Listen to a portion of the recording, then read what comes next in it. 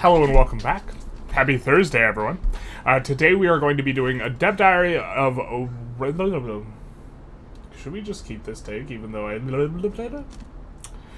Today we're going to be doing a rundown of Dev Diary 131, which is giving us kind of a bit of a mechanic and an explanation that I think is super cool from an RP perspective. And I was super excited reading through this Dev Diary. Normally the RP stuff is a little bit less interesting to me, but I definitely think food security is something that should be a thing, and the fact that food does not operate fundamentally different than all your other needs because you don't care about your other needs if you're starving, I think is really important because you could run shortages of grain and your pops don't care if you have cheap clothes, and like that's not a vibe.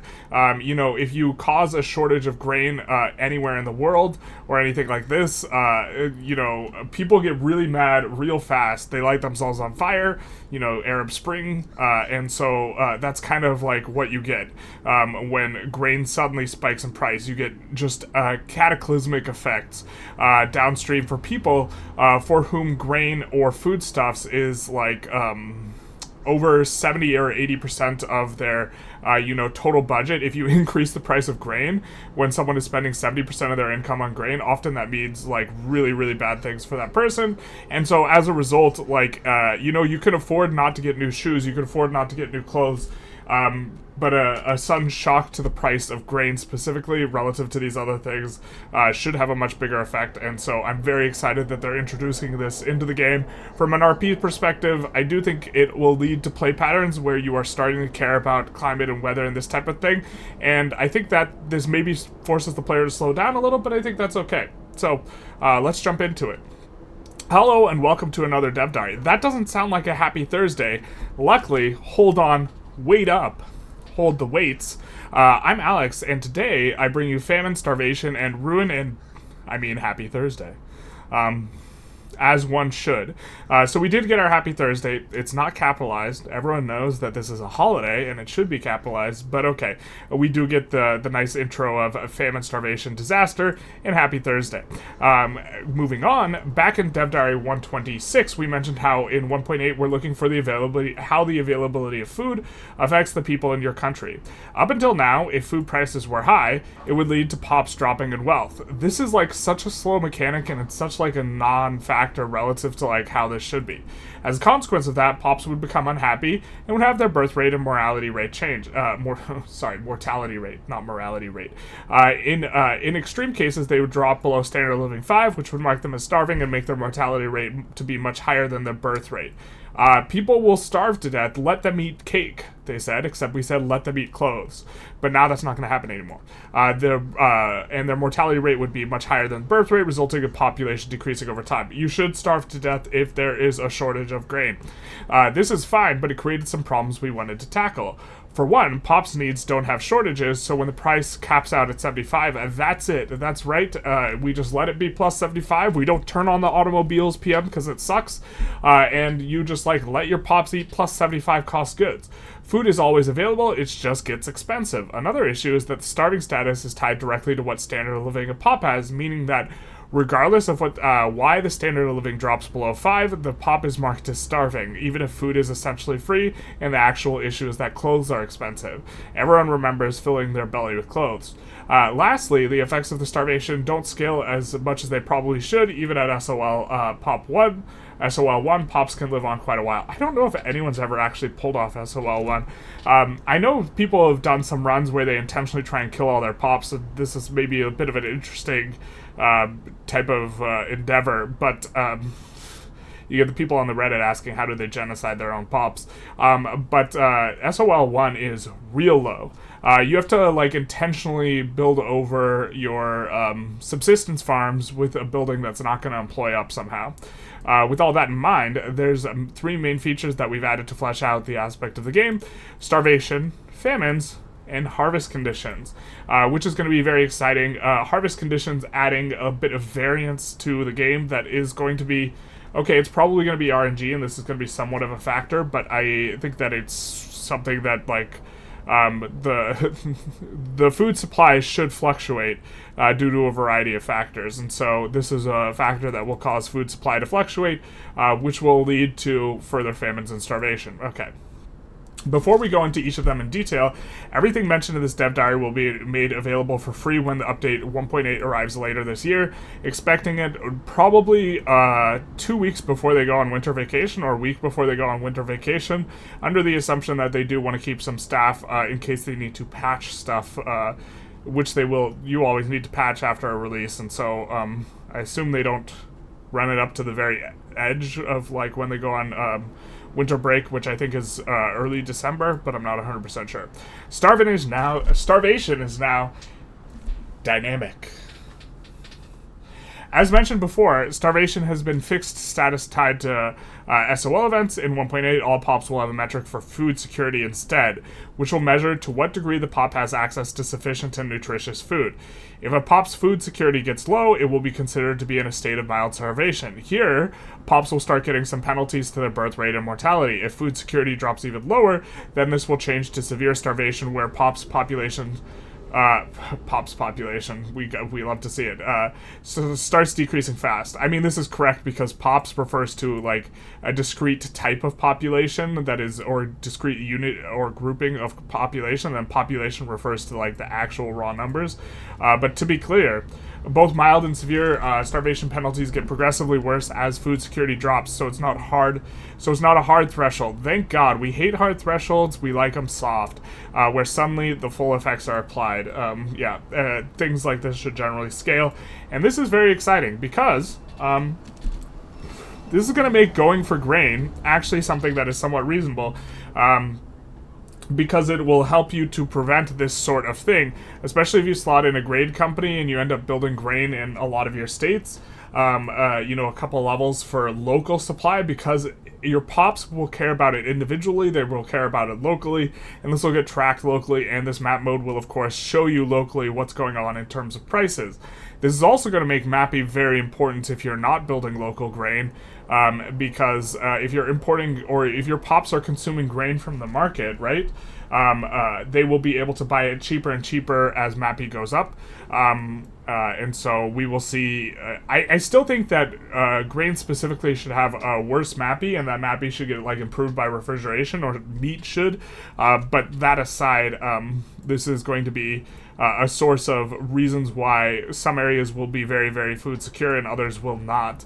But then if there was additional MAPI on grain, or less MAPI on grain, a MAPI malus, if you will, what you would see is that these like cyclical weather events, right, harvest conditions, would greatly affect food security a lot more as MAPI decreases. So, and then you solve it through like refrigeration tech or whatever. But you can now tell at a glance how much you are forgetting to feed your population. While building another workshop. Damn right.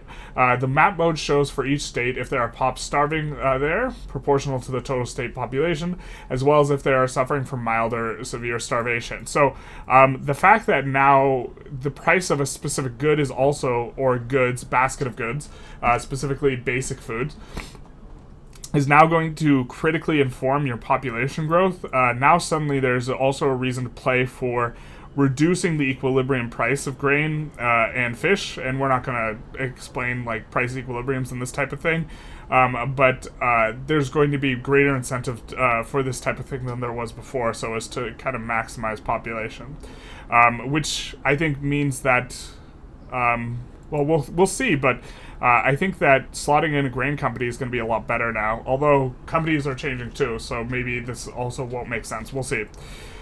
Now you must be wondering, okay, but what is food security? How is it measured? We'll get to that, don't worry, but first we need to talk about needs. We need to talk about needs. Okay. If you've spent some time with the game, which we have, you know that the way pop consumption works is that at different wealth levels, pops need to satisfy certain needs. Yeah, they'll have a basket of goods. These needs can be things like basic food or simple clothing for poorer pops, or luxury food and drinks for richer pops. Each of these needs to be satisfied through a set of different goods. In the case of basic food, it can be satisfied by consuming different amounts of grain, fish, meat, fruit, or groceries, although your pops will prefer not to consume fruit or groceries, or there's like a weighting malus. And so they will choose to consume less of these. Also, consumption, very importantly, I don't think he's going to mention it here, consumption is not based on price. They will not just consume whatever is cheapest of these 5, and instead it's based on the amount you produce, because of how if it was it would create a feedback loop if it was based on price, which would cause too many iterative calculations and make the game lag out super hard. So they have to do it based on production. But the more you produce of something, or the more sell orders there is of a thing in the market, the more your pops will consume of it, independent of price. Okay. As mentioned, shortages currently only affect buildings while pops are completely unaffected. So if you run a shortage, you'll start to get a throughput malus in something when it's used as an input good, but if you run a shortage on any type of consumer good, your pops just consume it at plus 75. So there's not a difference between plus 75 that's brought about by a 2-to-1 ratio of buy orders to sell orders, and there's not a difference between that and something that's brought about by a 4-to-1 difference. Whereas in production, and with a 4-to-1 difference, this would cause a massive throughput malus. In fact, we only ever mark goods as having shortages if they are consumed by buildings. Here we go. In 1.8, that's changing somewhat, specifically at basic food. We're introducing shortages for goods in the basic food pop category, or in the basic food pop need category. The calculation is that for if a good is in the shortage is the same as before, if the number of buy orders exceeds the number of all the sell orders category by too much, 2-to-1, it is considered in a shortage, so no surprises there. What is somewhat different is how we are adding a shortage value to the basic food pop need itself. This is calculated essentially as the average shortage value for the goods in the pop needs weighted over how much the pop's actually consuming of each good. So that's like a lot of words, but we'll see. We'll hear it in some other words. If 90% of your pop's food consumption is grain and 10% is fish, the grain shortage will have a much stronger impact than the fish shortage, which means due to how your pops consume goods, this is the richer your pops get, generally speaking, the less they will be affected by shortages, because shortages are applying to the basic need category, although we're going to read more about that in a second. Nothing's really changed here, but I need to break up the wall of text and wanted you to remind you that this is a tooltip in the game.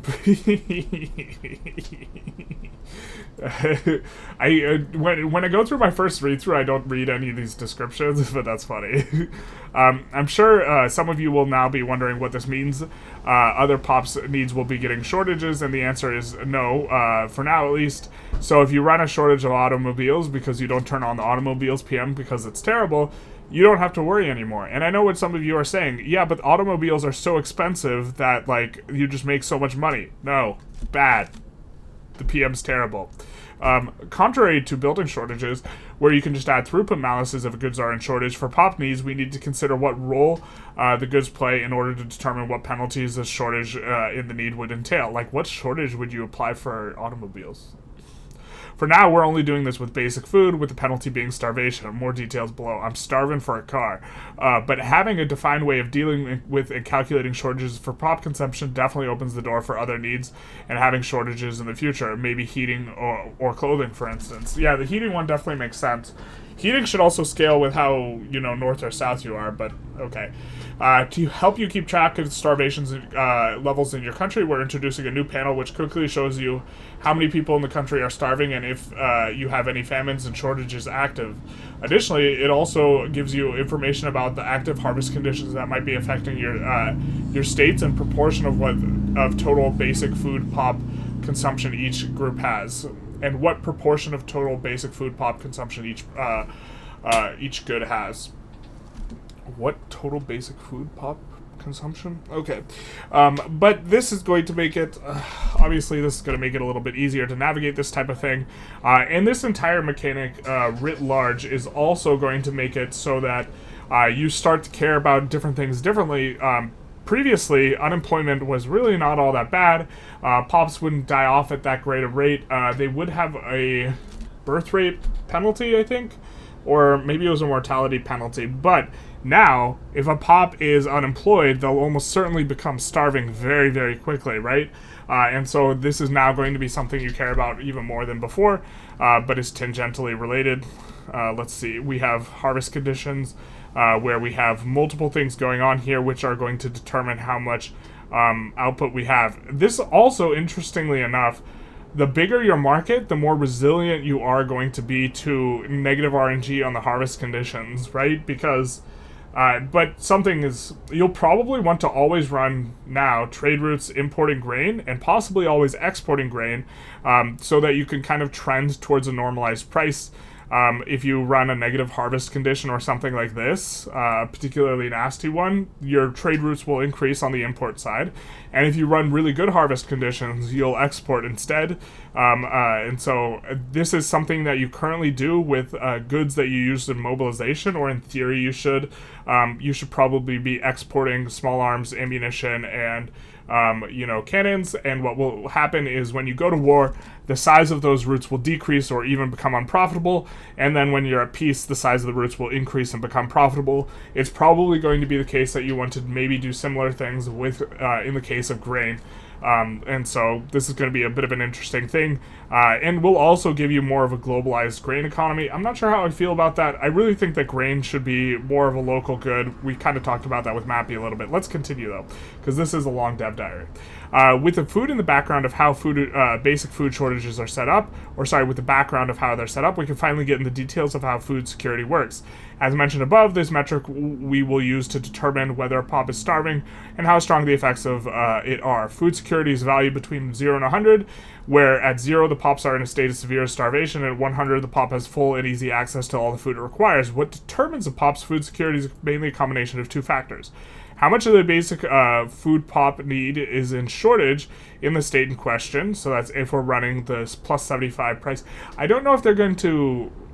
it'd be interesting if they had the shortage start applying before plus 75 price. That's before double the amount of buy orders than sell orders. But if they don't, you will probably be able to avoid shortages most of the time, unless the weather events are really significant. And how much money the pop is spending on basic food comparing to their whole buy package at base price. And so this is really an important one. How much they're spending on basic food compared to their whole buy package at base price. I wonder why they relativize it to base price. But there's probably a good reason. But this is, again, what we were kind of getting at when we talked through the intro, which is that if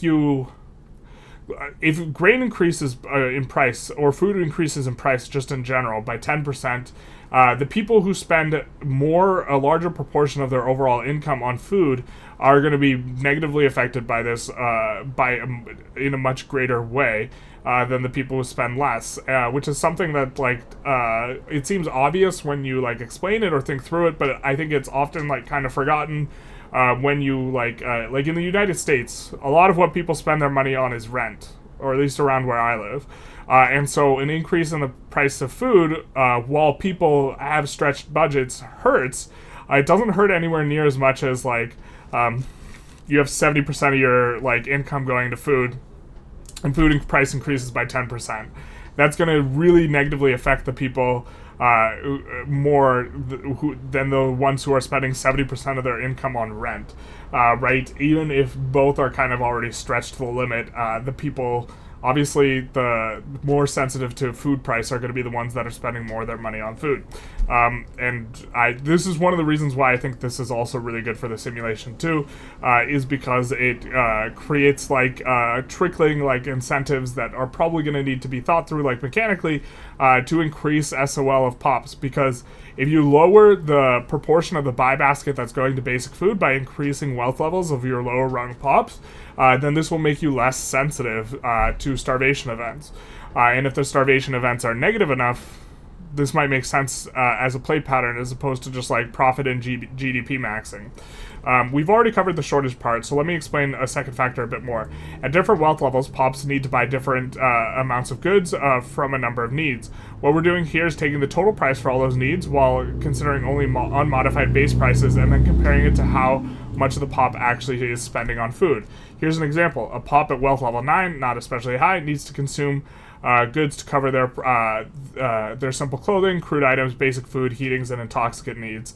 I think you get more at, generally speaking, we're not going to get into the spreadsheet or the math or the craziness of various levels of wealth.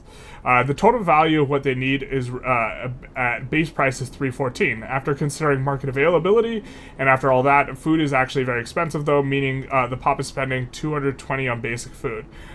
We then really simply compare their real food expenses with their total base price expenses. Okay, so this makes more sense than the way it was worded. I felt like it wasn't including scaling the food in base price. Maybe I was just reading it wrong. Whole package at base price. Okay, fair. Real food expenses with their total base price expenditure, which is 70%. That's a lot of money going towards food, and so you definitely don't like it when that's happening. You might be rich enough to consume a country's worth of fine art output, but you'll be quickly reminded you can't eat statues when the food runs out. Yeah, the truth hurts, and then you start eating each other. Shout out to the Donner Party. Food security, then, is a value that starts at 100 and is reduced by the two values above. Okay, so that it's reduced by the two values is really great because this means that you will start having food security issues before you hit shortage. And in fact, with the way this is calculated, I assume as soon as food is over base price, you will start to be getting a very small effect here. Or maybe it doesn't even have to be over base price. It just has to be you spend a lot of your money on food. But okay, if in addition to the 70% basic food expense share, food is also in a 20% shortage, the food security for the pop in question will be 70 or 100 minus 70 minus 20 equals 10%, putting them severe starvation. Okay, so just having a... Okay, so the way it's going to work is it's just going to be the percentage of the buy package is going to greatly inform it. So this means that your pops that are really low wealth will just be, because of how significant the buy package is skewed at the lower levels of wealth to basic food. This means that if you are in the lower rungs, you will just basically automatically be food insecure, which is kind of fantastic, but... kind of fantastic, kind of not. At 9 wealth is a relatively low number, so 9 wealth will already put you at 30% food security. The reasons we went for this set of calculations in primary are the following. It means that as pops increase in wealth, they'll be less affected by increasing prices due to food becoming a smaller part of the pop's total buy package. Not just food entirely, but specifically basic food. Although, did they... Let's see. We're looking to see if food is, if the calculation's based on food or basic food. The total value of what they need at base price, after considering, etc., they're spending 220 on basic food. Okay. It does mean that side effects of starvation can be increasingly worse after the price caps out and shortages become more severe, which of course is fantastic. If you have literally no food, everyone should be at a score of 0. Ideally, it means that there being literally no food at all in a state will affect rich pops as well, even if they have a bunch of money, because you can't eat money. You can try, though. Rich pops don't consume basic food, but the shortage factor still affects them. Yep. All this leads to starvation being something that primarily affects poorer pops, but in the right or wrong conditions. It could also affect rich pops, or it could even affect no one. Have enough food and prices will be so low that food won't be a primary concern for even the poorest in society. This, of course, is easier said than done, as getting your prices down to minus 75% price should be very hard for any reasonably large country, especially after the nerfs to grain farms. Grain farm PMs still suck butt, though. So I don't know. I mean, you could offset it by slotting in a company. But it does create this interesting sort of tension where food companies might become a little or considerably better if they allow you to preserve pop growth and prevent mortality. Still, it's not mechanically impossible. As a large part of decoupling starvation from standard living, we also had to update standard living icons and names for some of the levels. So this, of course, makes sense because they could be extremely poor without being starving, so we have destitute instead of starving. Okay. Famine's a political classification. If a starvation is what happens to your pops when they don't get enough food, famines are simply a political classification that comes up with enough pops are suffering from starvation. Sounds good. And by good, I mean awful. Shout out to starving. Specifically, we look at two metrics. How many people are in total are starving in the state in question, and how many people are specifically suffering from severe starvation in the state of question. Okay. The goal here is that famine should feel serious and encompassing, and I think it's famines in particular being a pop-up and something that you feel like you need to handle is an enormous step for adding layers to like the RP and simulation of the game, which is why I'm really excited for this mechanic. More leaning on the idea of this famines as a political classification rather than the nitty-gritty of tracking each individual's level of starvation or each pop group's level of starvation. Kind of feeling like you are combating famines and engaging in kind of actions against them, I think will feel interesting. Maybe you just end up using food companies. I'm really curious if food companies somehow just get a lot better here. But it should feel it should affect both significant portion of the population in the state, but also be severe enough. In fact, this kind of classification is loosely modeled after the real-world classifications today, albeit with different values, as the 19th century had a different standard for such things. Yeah, hell yeah, they did. As a primary political classification, famines don't have any direct effect on your pops. A bunch of Stockholm bureaucrats finally noticing that the people in the Dominion of Norway are starving, and calling it a famine doesn't on its own make any difference for the poor Norwegians.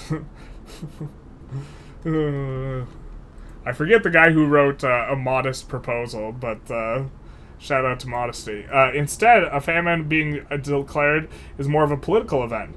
It can act as a starting point for narrative content surrounding the famines and how to deal with them, for instance. Famines also act as a warning signal to the player. We love those. They tell you how long they've lasted, how many people have been affected, as well as estimations for how many deaths and unrealized births the famine has led to, so you can feel extra bad for neglecting them. Yay.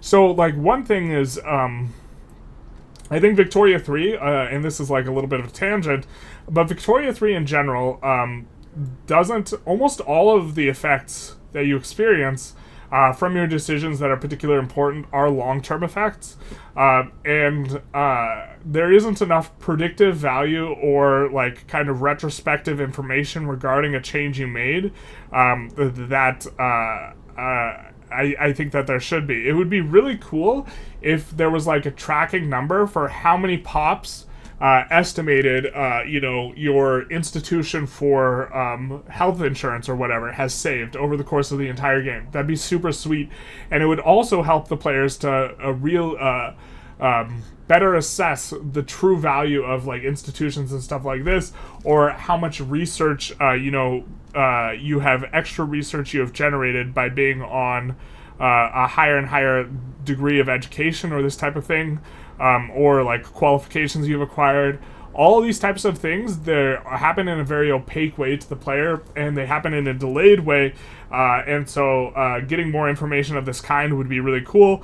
And so I just wanted to note that estimations for this, this is just kind of an incredible type of piece of information that we currently don't receive in game, and I hope that we receive more of these things in game, because they really leads to a lot more transparency for the player for what the effects of their decisions are in a system that feels relatively opaque to players that aren't particularly experienced, because they don't yet understand how things will affect their country down the line, and they don't have reference experiences for which to compare it when you're a new player, and the line always goes up anyways, and it's just a difference of how much it goes up by, and so it can be a little bit difficult to understand what effect your decisions are having, in which case it doesn't really feel like you're playing the game, it feels like you're watching the game, and so tooltips of this kind are just incredibly useful to the player, especially for health of the game and the new players in particular. Like, if you played a ton, you just kind of understand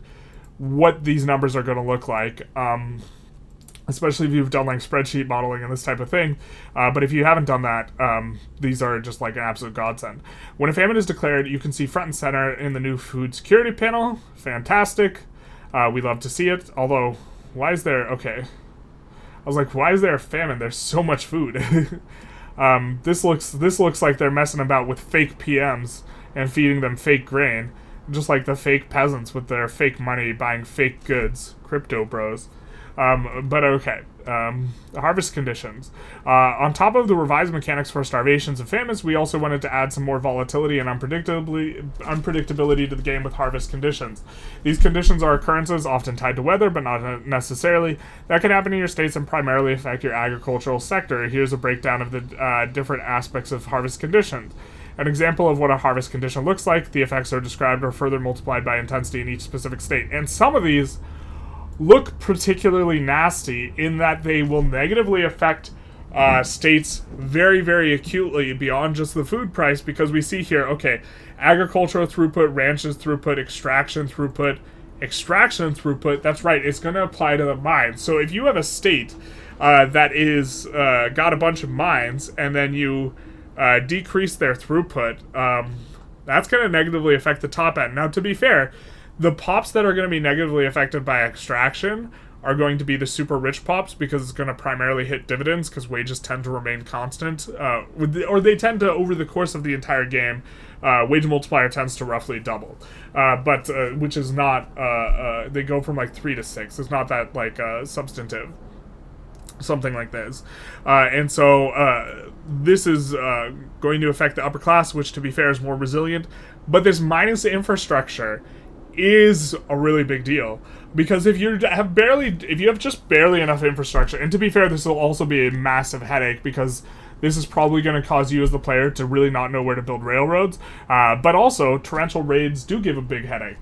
You know, as we can see with what's going on in Florida, I think a lot of people there have a big headache and are drowning and stuff, and that's bad. But understatement. The infrastructure malice in particular is going to cause you to lose market access. And if you lose market access, suddenly you're more informed by local prices. And if the local price of grain is down because you have throughput penalties, or food is down, or sorry, is up because you have throughput penalties, now you can see at how you can start, even if you're primarily dependent on the market for your grain price being low, if you increase the infrastructure and kill market access, what you will get from this is a very acute effect in terms of spiking food price, because you're going to force the food price to be more local. You won't be able to dip into the market, and this is going to be very, very neat. The infrastructure balance is probably going to be something that's really annoying to play with, but I don't think it's necessarily a bad simulation, because guess what? It is really hard to get resources to people who are being negatively affected by natural disasters of various kinds. And this is torrential rains. This isn't even like a hurricane or something. Well, we have an epicenter. But okay. This is a harvest condition, an example of which, and this is just like, I think, super cool. I don't know how much, you as a player there's like a pie of, you have like this pie of attention, right? Where you pay attention to different things, and you add them all up together and you get like a total pie. I don't know what percentage of the time you're going to be paying attention to famines, and I also don't know what percentage of the time feels appropriate. But this infrastructure effect in particular is acute. If you take out the infrastructure thing, which would make these less annoying, I guess, harvest conditions should be annoying if they're bad. Then agriculture increasing in price is not necessarily like the worst thing, but having these in conjunction definitely has a feedback effect. So we have effects. While a lot of the effects will be tied to increasing or decreasing agricultural throughput, the effects are not strictly limited to agriculture. Floods and wildfires can have drastic effects on your infrastructure, for instance. Additionally, conditions are not necessarily negative. A pollinator surge could increase your fruit production, or optimal sun conditions could lead to a particularly good harvest. Now, if I'm not mistaken, which I might be, I think that some of these are going to be tied to location, or type of location. And if this is the case, or like you're less likely to have a snowstorm at the equator, right? This means that there might be some, if there's a certain band of events that happens more at the equator than it does at the 30th parallel or the 60th parallel, right? If there's types of events that will happen at a different frequency, this frequency of events can inform what you want to build in different bands of latitude, or is it longitude? It's latitude, and so this is huge in terms of informing strategy in maybe a bit of an interesting way, depending on how these events are tied. For floods and droughts, we added some 3D effects to the map itself, so you can be more immersed while thinking about how you failed your country and let your people starve. To be fair, we never zoom in and look at the people because we don't care about the people, but if you did zoom in, this is what you'd see. The wreckage of paradise. And here's a flood, I think. Also quite cool. Regional limitations. Harvested conditions can happen on a state region level, but are often limited to certain parts of the world. Locust swarms won't happen in Northern Europe, and frost won't happen in Egypt, for instance. Yeah, I mean, this was just what we were talking about. Duration, range, and intensity. Harvest conditions have variable durations, range, and intensity. One drought might be milder and might be limited to just a couple of states, while another might affect large area for a long time. If, like, a large percentage of your country is under, like, negative effect, this is going to be very painful, right? But also, it gives value for diversification in the market. Having more people in your market is actually going to be more valuable now because it will cause your prices in general to remain more stable. Because if the entirety of the British Isles, is suddenly having a famine, you're like, hey, we don't care. We have the EIC in our market to provide our food, right? But if the entirety of Prussia or North Germany is having a negative condition, that's going to really hurt Prussia. Intensity acts as a multiplier to the base effects conditions have. If you're curious about what harvest conditions are active around the world, you can look at your Victorian era weather map of choice. This is so cool. Just absolutely... I mean, like, this is a mechanic that I didn't know was gonna...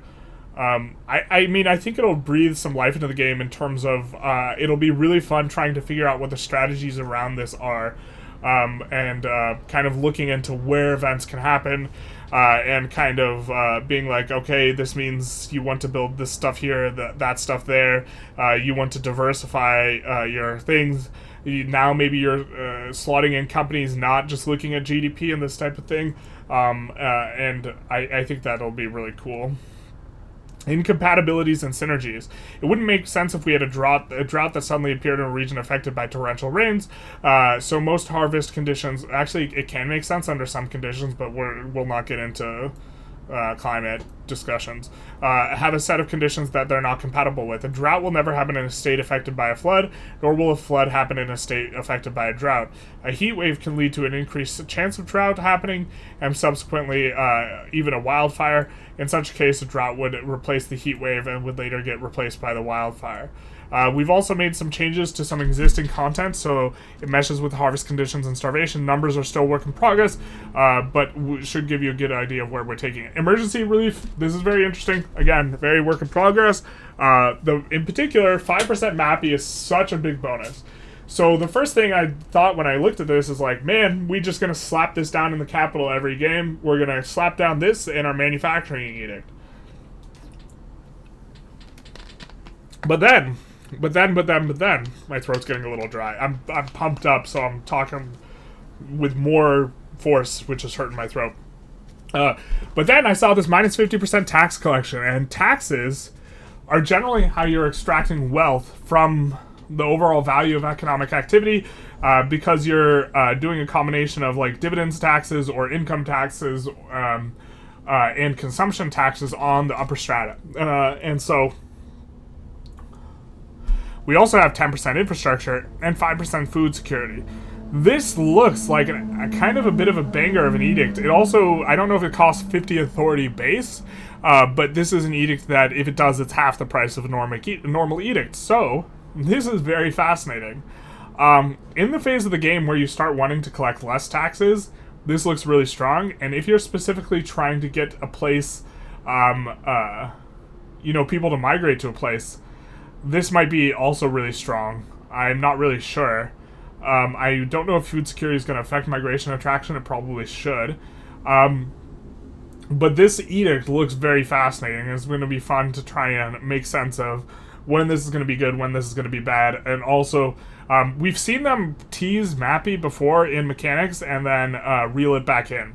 MAPI is a very, very strong modifier that is quite a bit stronger than it looks. And so we saw that they were thinking of having this on a principal group, and then they took it off. So I don't know if Mappy ends up making it. The minus tax collection does make it so you don't want to put it in a major economic center. Just like you don't want loud cars going down the street all the time during every video. The truth hurts. Okay, so we see National Guard here as well, which is going to give, hey, something actually useful. Minus, we have like kind of the normal stuff. To be fair, conscription rate's kind of useful too. But generally, guaranteed libs just looks better. But there's minus impact of these various things that are negative. And I think this is just level 1, so minus 25% on all these negatives by having National Guard. Now suddenly there's a bit of like a little think as to, okay, is this better than guaranteed libs now? I don't really know. If it's not better than guaranteed libs, or if it is better than guaranteed libs, then suddenly stuff like national religion gets better. Because guaranteed libs, a big benefit of guaranteed libs is that you can get a bunch of loyalists. If you lose guaranteed libs because you think National Guard is better, now suddenly everything that gives you positive modifiers to loyalists gets better. So now we're having a weird sort of cascade where things can start to look quite a bit different. National Guard's also easy to put in, but this just giving negative impacts, just getting rid of them. It'll be interesting to see exactly how much economic effect this saves us, but minus 25% on a 10% infrastructure malice? I mean, that is... we like those when they come through. And so, in theory, you can overbuild infrastructure, but this is mechanically, practically speaking, going to be really hard to execute. In theory, I guess you probably should now, but that's going to be... the theory, you know, theory is practice in theory, but not in practice. It's probably going to be too hard to execute that type of thing, which will make National Guard a lot better. Very interesting to see it. This is, I mean, this just looks like a strict buffed unless I'm just misremembering National Guard. It's just free positive modifiers. That's it for me. I will depart from my mortal coil. No, Alex, not yet. You have so many more happy Thursdays to wish. Hope you enjoyed learning more about how we're dealing with famines and other aspects of human suffering. Big nice. Join us 2 weeks from now for the anniversary, marking 2 weeks since we lost Victoria 3. 2 years already? Who turned on Speed 5, basically? Man. Time flies. We're almost at 3,000 hours in the game. That's a lot of hours. This is going to be exciting. Might try and get some beginner tutorials out, just in case. I haven't talked to the devs or anyone. Maybe I should ask them if there's going to be like a discount or free week to celebrate the 2-week anniversary. I can't remember when they put the discounted week in last time. I do think it might have been for the anniversary weekend that they gave the free week. If anyone remembers, feel free to let me know, because they did have a free week once last year, and I can't remember when it was. Yeah, I hope you enjoyed this as much as I did. I'm super excited about this. Like, adding... it's a very subtle thing that I think will add a lot to the game, and also, if you ignore it, that probably won't be too bad, and if you just, like, import grain really aggressively, you maybe aren't too negatively affected. But we'll see how all this shakes out. Very excited kind of reading through this. If you like this video, feel free to like, comment, subscribe. Links down below, etc. Mostly, etc. Also, etc. But most importantly, happy Thursday.